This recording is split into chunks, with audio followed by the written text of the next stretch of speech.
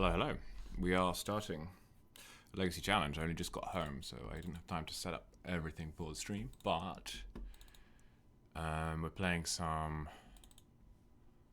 Red White Taxes. It's linked. We've won the die roll. We're against Mav 4121. Wouldn't mind playing against Mav with this. Hand seems fine. I'm gonna keep it. Not a brilliant hand. A very reasonable hand.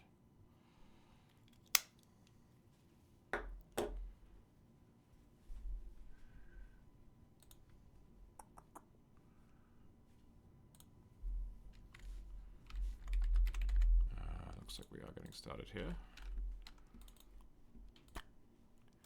Yep, that's good. Can do turn 2 Swords Cat. That is good.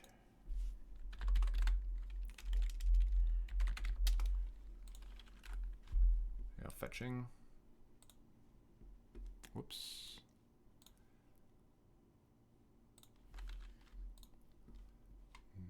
Let's get my headphones sorted.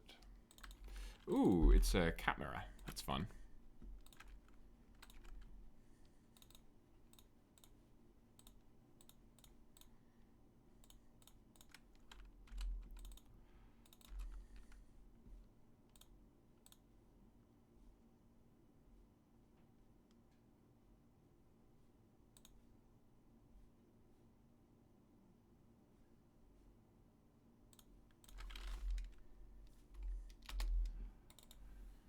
You are playing a Johnny.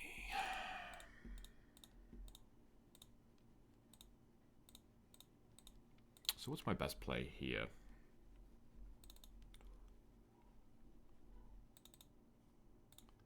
I think probably it involves solid shooting to get an early advantage. Oh, you're on Mardu Cats. Interesting. Okay.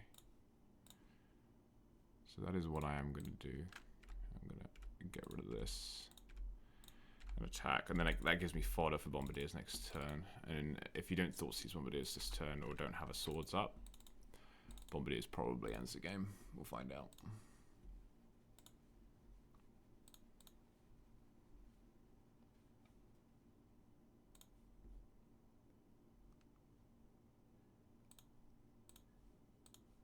I think my view account is broken. You're gonna grab an Ajani with that. That makes sense.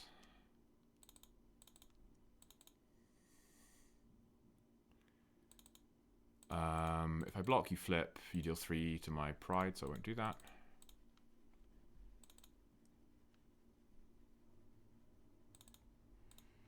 This is an interesting situation.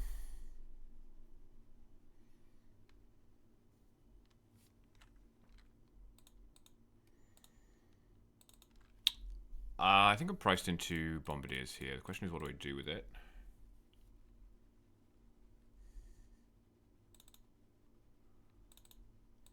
I can basically offer them some choices, right? I can attack.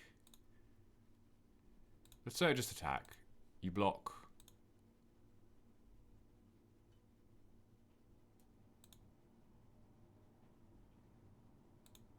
I don't really see a way to do this without just killing a Ajani before blocks, because otherwise the first strike gets me. If I attack and kill a Ajani, you can double block Bombardiers to first strike it down. This is not great, actually. Double block a Ajani to first strike it down. I have 4, 8.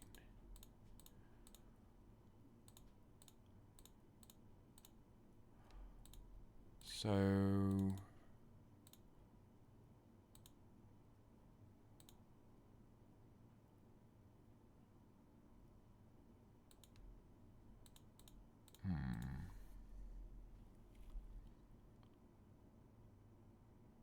I almost wish I'd let them flip, actually, because this is looking not great, this board. Well, it says I've got 28 viewers, which seems like a lot, but then again, maybe it's a better time of day than I usually stream. Cat videos are popular on the internet, yeah. And D&T videos are too. This is both. I feel like maybe I was supposed to put Yori in hand last turn. That can't be correct. I must be supposed to use Bombardiers instead. It's just hard to figure out. What happens if I just kill the Raptor? Okay, how's that? I kill Raptor. You would block Pride with Ajani. So let's just not attack with Pride then. This turn. This is kind of risky because they could have other stuff.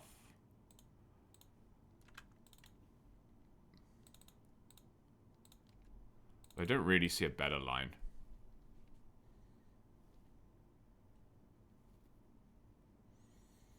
Okay, so now I get to trade with the Ajani and you just have 2 cats in play. And that's fine. You've got 4 cards in hand, which is a lot. I've got Yorion coming in 2 turns. Yeah, not feeling great. But they had double Ajani. Ajani's good. Well, they had wrapped it into Ajani. Oh, that... this is why I don't like Mardu. That's great for me.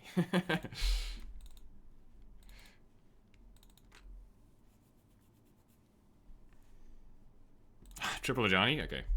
I don't think we're supposed to win a game when they have triple Ajani. Ajani's just really good. Ajani is very good.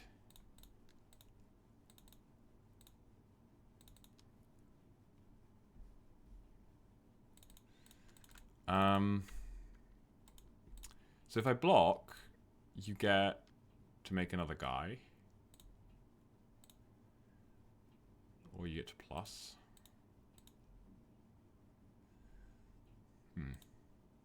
I guess I won't block this turn. Maybe next turn, when I have a clear idea of how I'm dealing with Ajani. Go fetching here. Second parlor. Busted.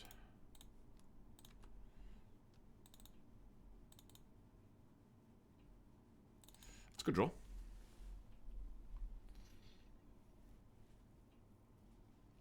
Hi Eli, how's it going? So I have a few options here.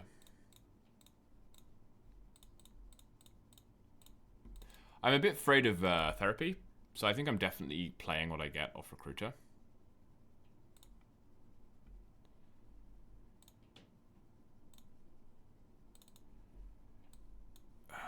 But most of the things I can get off Recruiter, you can also therapy, right?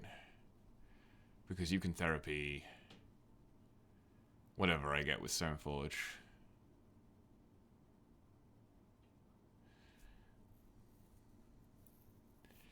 Starfield Shepherd. I could Starfield Shepherd and get Guide, and then have Guide in hand, Starfield Shepherd in exile. If I draw a land, I get to play both. My opponent has so many draws that just wreck me here, though. Like, if they play a Bombardment, it's just super over for me.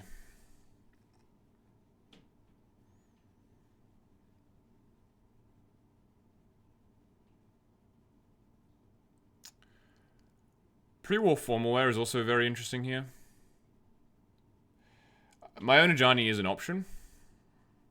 It's just, what does it do? It just sits in play. I don't have a red permanent. I mean, I guess it's board presence. I'm at 13. I get my own Ajani. I can attack with Pride if I want to. They can block if they want to. Then I can plus Ajani.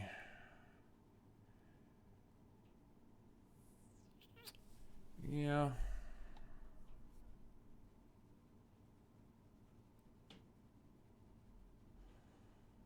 Yeah, I guess if I want to play around discard, and I think I do, then second Ajani, then my own Ajani is the best thing.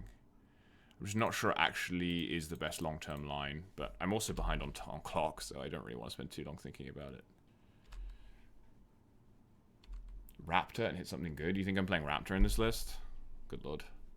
I should be playing Raptor. I should be playing 60-card Boros with Sand Scout because that deck is completely broken in half. But I fancied doing something different tonight. And I know Yorion brings the D&T players in. Voice, okay, so it's red permanents for Johnny. What are your last 2 cards? By Masters. You can ping a recruiter. You're going to ping that.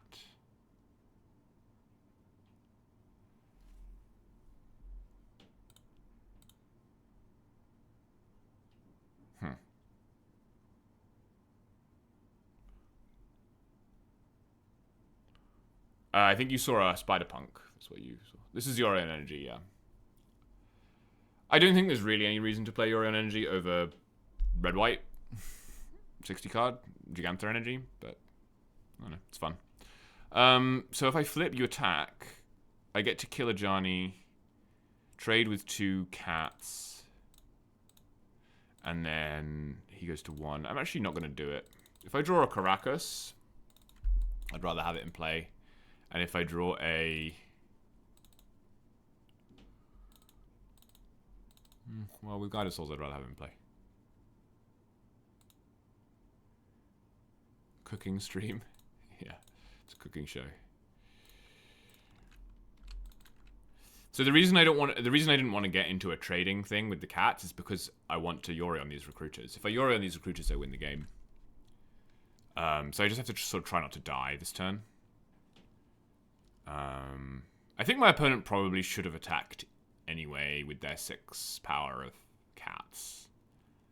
Because, as I say, they're very much incentivized to trade here, and I am not.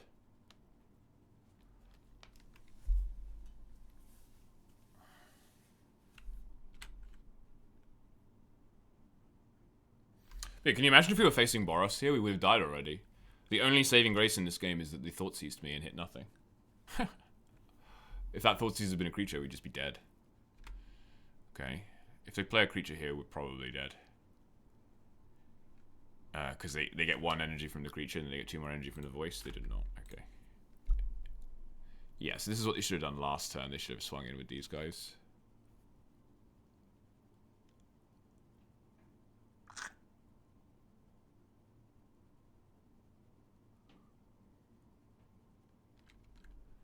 Yeah.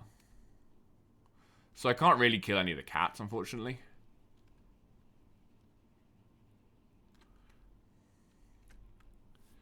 How much is this? 6, 7, 8, 9, 10, 11? Okay. So I'm gonna go fairly low here.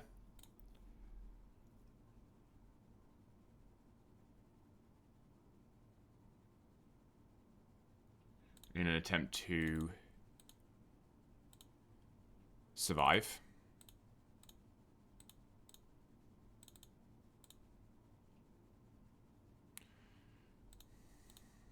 I'm going to go to 3. You can if I block both tokens. Yeah, but then they get to make a guy, and I have to think about killing their Ajani, and...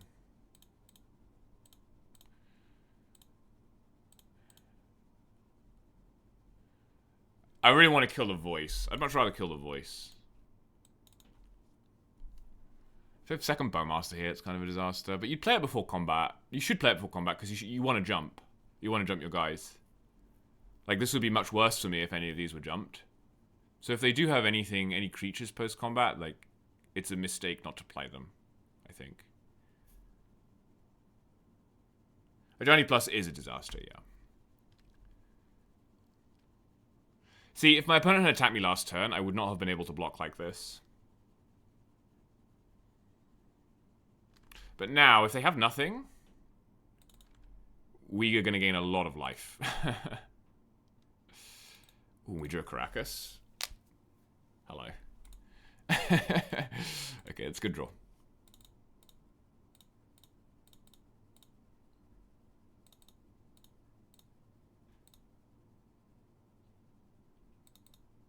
I mean, I can technically... No, I'm not doing that. This... Getting to Yorion, I think, usually will end the game in my favor. It's a question of getting to Yorion most of the time in this matchup, I think.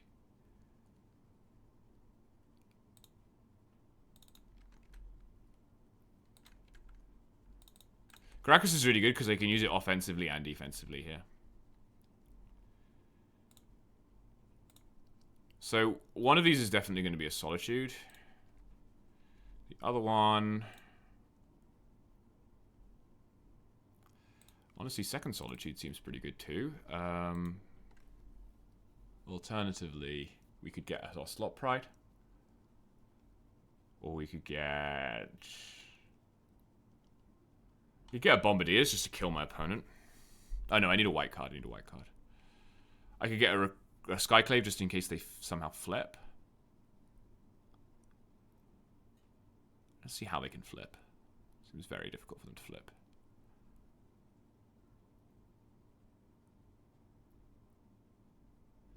Get Shepherd. I get Shepherd. Shepherd is better. Shepherd's like strictly better than Pride. So I'll just get, and it's like very expendable to exile with Solitude because I don't really want to draw it. So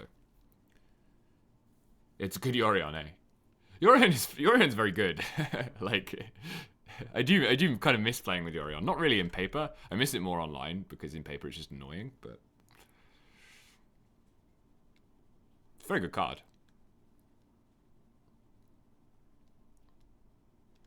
I guess my opponent just can't do anything now. Am I bouncing anything? I really don't need to, do I? So I'm not going to. Ooh, a vial.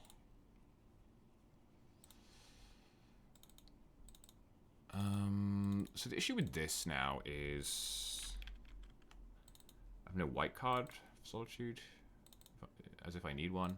I don't know. It doesn't really matter what I do now.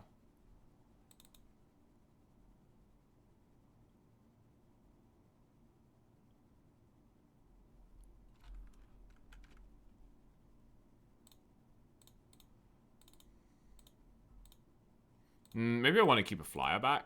I guess they... Well, no, I have a Solitude. I'm just in no danger.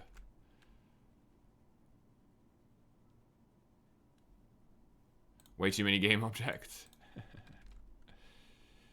I could bounce my Johnny. Yeah, that's right, actually. Yeah, I like that, actually. I probably will play Shepherd then.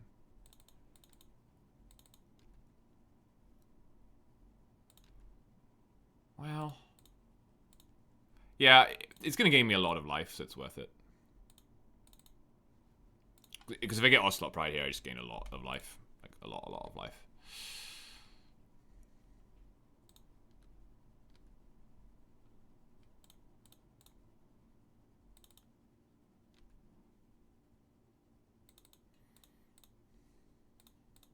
I actually think I should have bounced at my Johnny last turn, and then I could have made even more guys.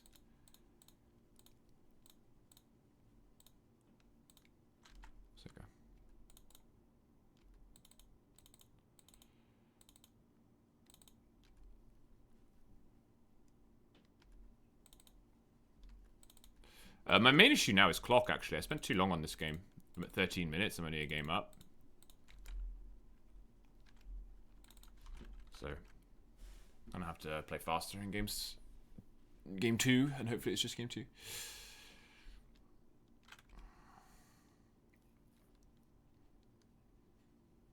Because like, the best thing they can draw here is probably Bombardment. Do I care about that? You get to put a bunch of pluses on your guys. No, I don't care. I don't care.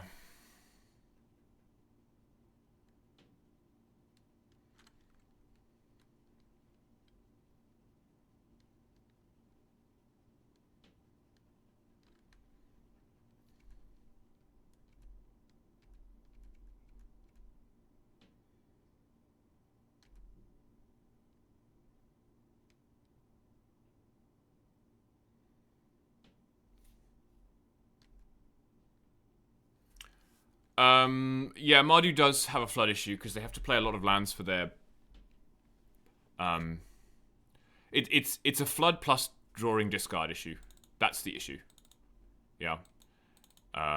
It's not just flood alone, it's drawing the discard as well.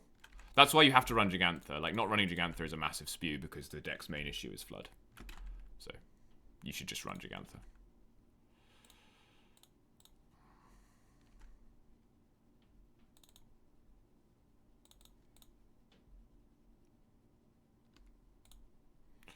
So I have currently 8 in the air. I need more. I can do 8, 12 in the air. And then I just need one more. And you have 1, 2, 3, 4, 5 blockers. Yeah, just attack with everything.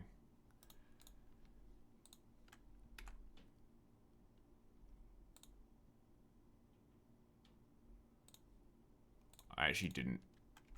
How many? 1, 2, 3, 4, 5, 6. Oh, it's exact. It's exact. I mean, I could obviously solitude something. Unless I miscalculated. It'd be quite funny if I miscalculated here. 12. I feel like I think it's exact. I'm just going to F6. Let Jesus take the wheel. There you go. All right. Mardudu pile. Run it back, I guess? I don't... Curious Farm Animals is okay. I think the life gain is pretty relevant. And it's a 1-1, which means it can trade with a Bowmasters or something. Like, this Krauser is not very good. It's a 3-2, though. And it's a red source. It's a red permanent for Johnny. I don't know, maybe Krauser is better than... There's also a Magus. Magus is interesting. Their mana is terrible. Should Goblins play Krauser? Yeah, probably. I don't know. I don't know how you put non-Goblin creatures in Krauser. Non-Goblin creatures in Goblins, but being able to ignore the One Ring seems like something that the Goblins would be interested in. Magus actually seems gas, right? That mana is awful.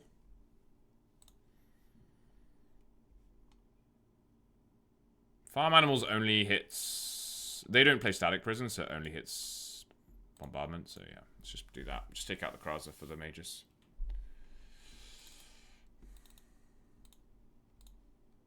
Don't forget to reveal Yorion. I've done that a few times.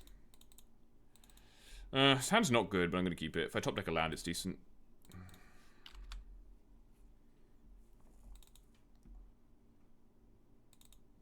Oh, we got the insulation from Thoughtseize as well, because we've got 2 vials. Easy. Easy.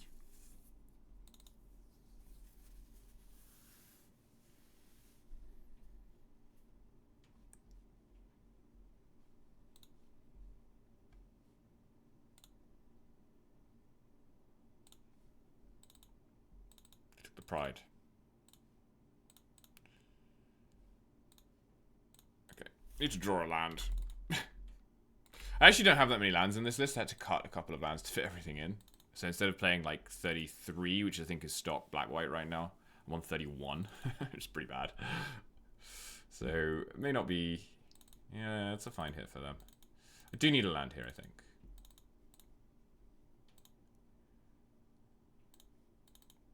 Especially now that I don't have pride. Hey, never did not have it.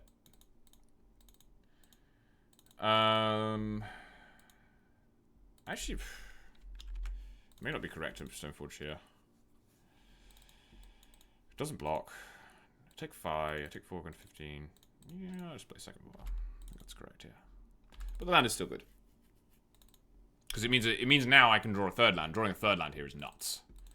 Draw a third land, it's pretty good.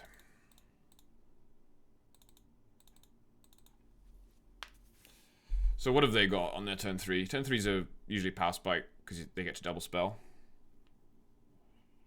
You can play like Therapy, Ajani, Flashback Therapy. It'd be pretty brutal.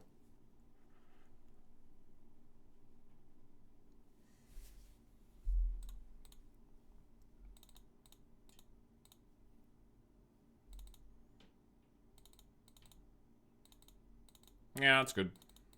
It sets me back a long way. Is this holding up Bowmasters? What is this? Yes, it's holding up Bowmasters. Okay. Alright.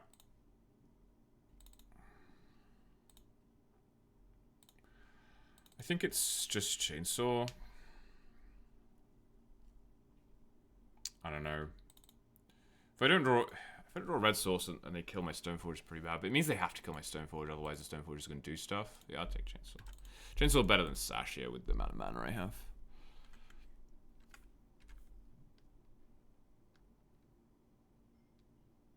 forgot what it's like to actually be under time pressure on Magic Online. The red-white deck is so fast.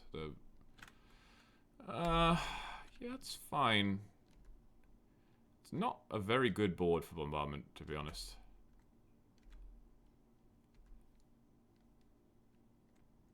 Bombardment is absolutely brutal in the mirror when you're on a 60-card mirror. It's absolutely brutal. This is fine. This is not good for them. I would not have done that. Like, maybe they're worried about me putting a Cauldron into play or something, but, like, that is so bad for them. Holy cow.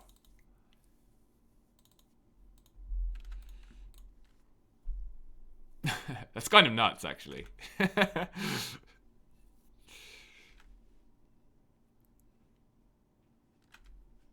Plains is in the graveyard. Alert, alert. Plains is in the graveyard. Magus is a lock. If we draw a land, we are 100% Magusing them next turn.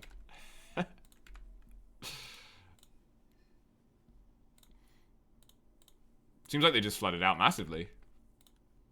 Wow. Take a second full more. See what you mean about the Mardu deck.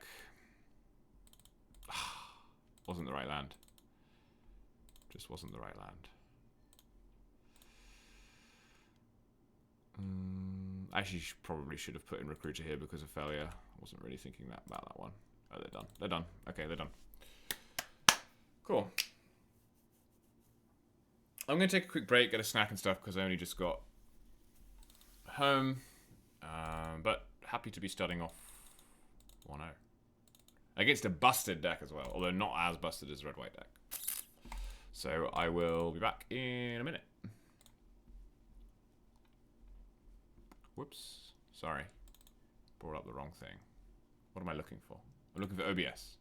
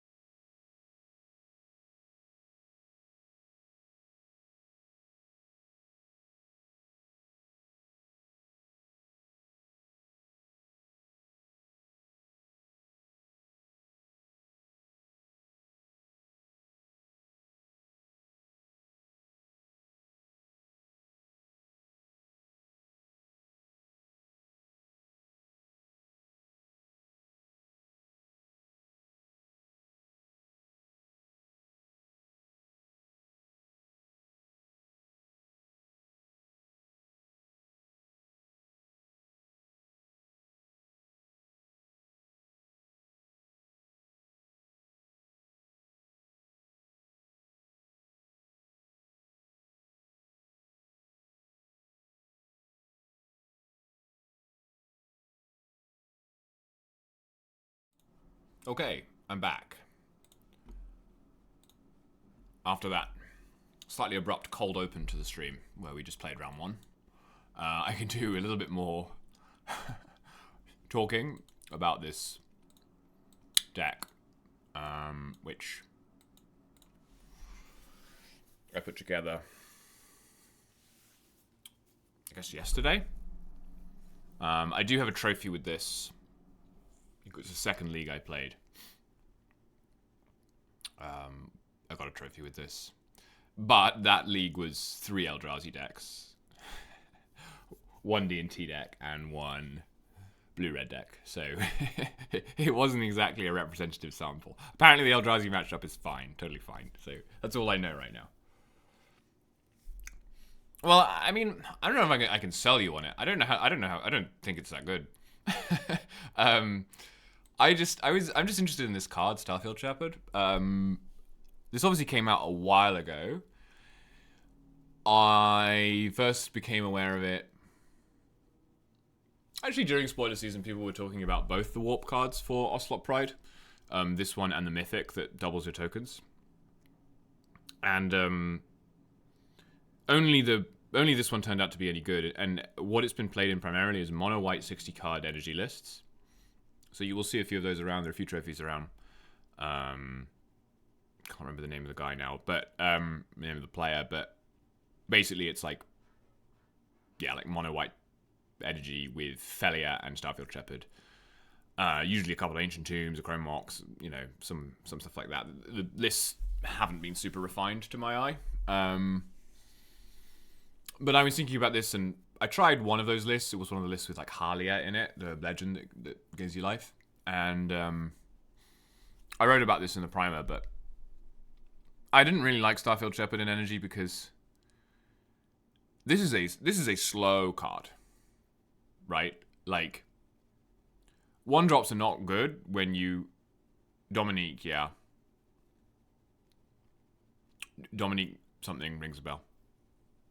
1-drops are not good when you pay 3 mana for them, so it's more about the card advantage in that you really want to be a deck that can get to a stage where you're casting this from exile, from warp.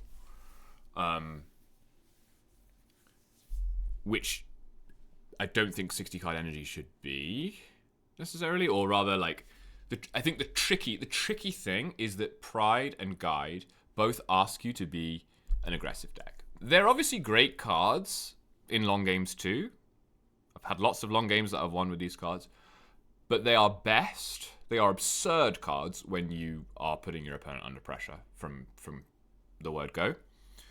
So they really ask you to play an aggressive deck, and this doesn't ask you to play an aggressive deck, but then at the same time it's best with those 2 cards because clearly those are the best 1-drops in, well, best white 1-drops in Legacy. I think fetching Tamiyo with Starfield Shepherd is definitely something that you could be doing, and it would probably be quite good.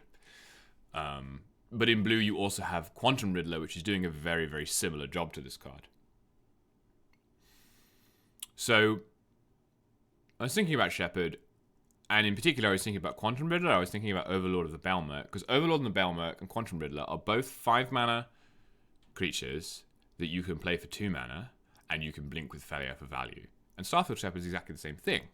But the difference is that Starfield Shepherd is a white card, and so is Felia. So originally I built, and I have a trophy with this as well. I've been playing quite a lot of Magic this week. I have a trophy with mono white. Yeah, so I was like, obviously, what this is allowing you to do is just play mono white with like an Overlord of the Belmerk style card. It's not quite as good as Overlord. I appreciate that. But it's white. So I played mono white. I chucked 4 flagstones, 4 white orchid phantoms. Played that. And it was okay. Honestly, it was okay. And I think if I was forced to play mono white because, budget reasons or whatever, I'd probably play that list or something very similar. But I was not trying to be aggressive in that list. I was really just using Shepherd to fetch loads of basic planes, because basic planes are awesome. And you can just play out loads of basic planes, and then your mono white deck just gets to play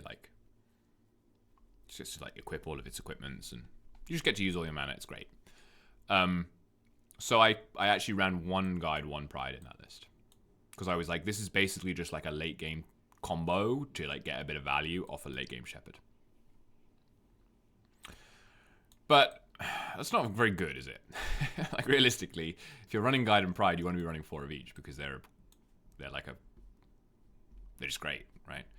So I was like, well, you know, is there a way to do that in mono white? I don't really think there is. And I also put Ajani in that deck because Ajani's really good. And Ajani is a lot worse than mono white. So I was like, okay. Let's go back to the old Exploding Kittens taxes. And, you know, make it 2025. Use Shepherd because Shepherd is like...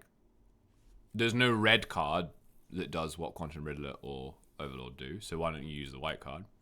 Shepherd gets these, which are really good in a more aggressive shell. With Ajani, Bombardiers. Bombardiers is like a 1-card way to make your D&T deck aggressive. It is Termo Overlord for sure. YG Faye, for sure. So I was like, well, why don't you just put all that together and see what happens? And the curve is a little bit lower, which I think is good. Right? D&T decks have... Famously, the old red-white list had like an insane number of 3-drops. Like, if you look at my Eternal Weekend 2024 deck list, where I went, what was it, 8-3 or whatever with D&T, I've got, like, so many 3-drops, because you were running, like, Flicker Wisp, a couple of Apparitions, a Magus, at least one Magus. It was, like, so stacked. And that list I think had Mother of Runes as well. And you just didn't have as much down here. Whereas with this, you get a lower curve. I took some lands out because Starfield Shepherd fetches lands and you have a low curve. And then at that point, I didn't want to play Meteor Sword anymore because I feel like Meteor Sword is best when you have the ability to play out 7 lands and play Meteor Sword. Obviously, you don't want to do that, but like, sometimes you have to do that. And also, Formal Wear is just pretty busted with Bombardiers. It's like 11... This is just 11 damage by itself, right? If you play a Formal Wear with Bombardiers in the graveyard. So put second Formal Wear in. And yeah, it seems fine. Like, there's still a little bit of tension between this plan and this plan. Right? Yorion really wants you to play a very long game. And Guided Souls also probably don't, really. But the cards are all good. And they work well together. And it's kind of nice that your opponent also doesn't know which plan you're going to be on in any given game. So there you go. That's all the deck stuff. Oh, that's why we had 40 viewers. It's because Harrion raided me. Thank you, Evran. My Twitch alerts got broken a while ago, and I never figured out how to fix them.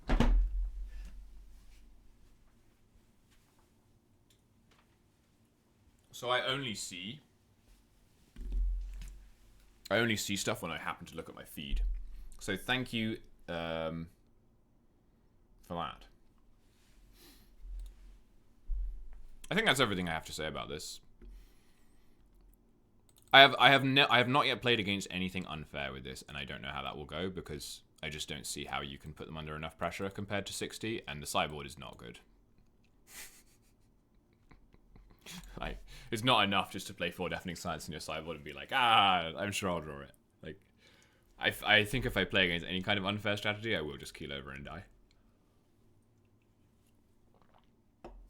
So that's why I probably would not recommend this deck list to anyone. I'm just going to mute myself while I eat some chips.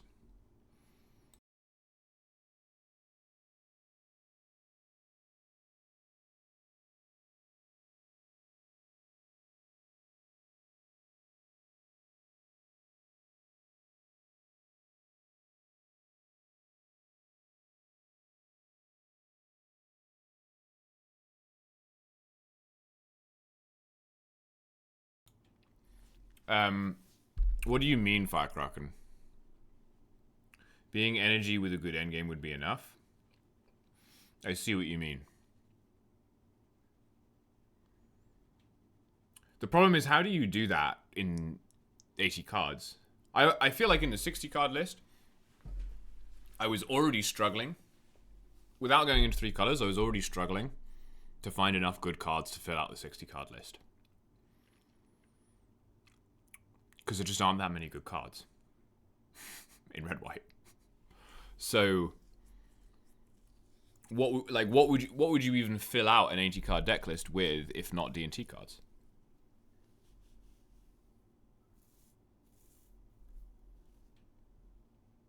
I think energy with a good endgame is enough, and that's why I think 60 card energy with Sand Scout is completely busted. Because Sand Scout and Gigantha give you a good endgame.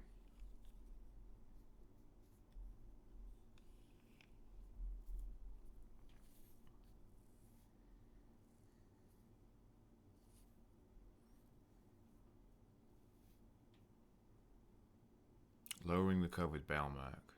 Are you talking about being Mardu? Because I think the mana. I don't think it matters too much whether you're 60 or 80. I think the mana in Mardu is awful.